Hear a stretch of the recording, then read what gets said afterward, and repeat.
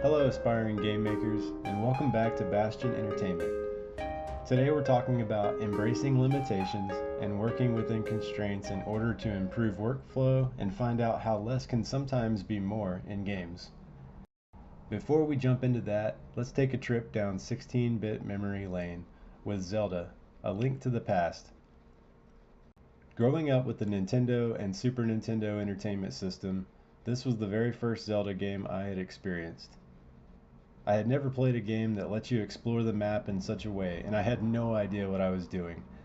I wandered quite aimlessly through the incredible pixels of Hyrule as I fell in love with the art and sound.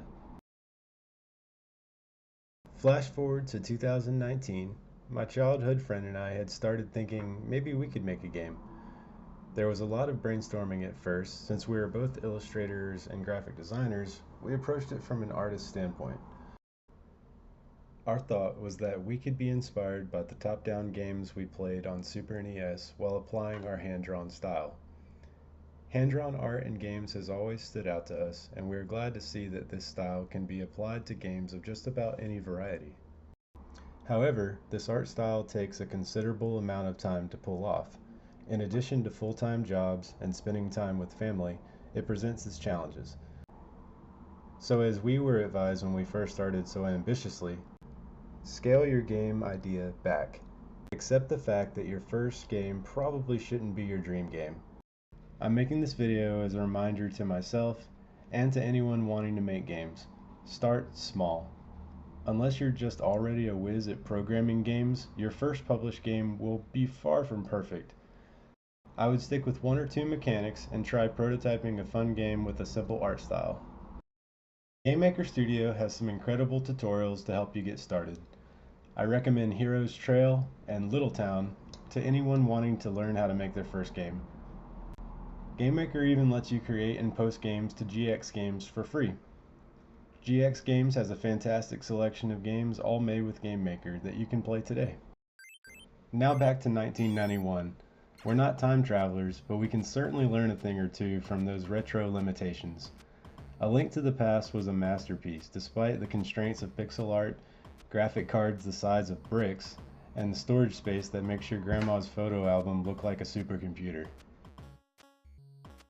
Pixel art was the real MVP of Link to the Past. I was amazed at the amount of depth they were able to pull off with such simple shapes. Back then they didn't have fancy shaders and applications like juice effects. Pixel art not only saved space, but gave the game its timeless charm, and still attracts players of all ages to this day. Having a sprite that is only 16 pixels tall, or a tile set that is 32 by 32 pixels square, are all constraints that you can use to your advantage when it comes to workflow and productivity. One of the best tips I've learned about game art is that it's okay to show less. Limiting your game's color palette or keeping your character design simple, especially when you are first starting out. So you want to make your own epic adventure, right? We'll start by choosing a scope that makes sense. Link didn't start his journey trying to save the world and find each item or weapon all at once. He tackled one dungeon at a time, just like you should tackle one feature at a time, so that you'll be better equipped from skill to skill.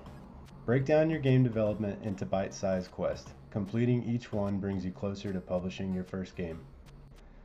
Wrapping things up, remember, limitations are not your enemy. They're a tool that can lead you to successfully sharing your first game or attempt at a game.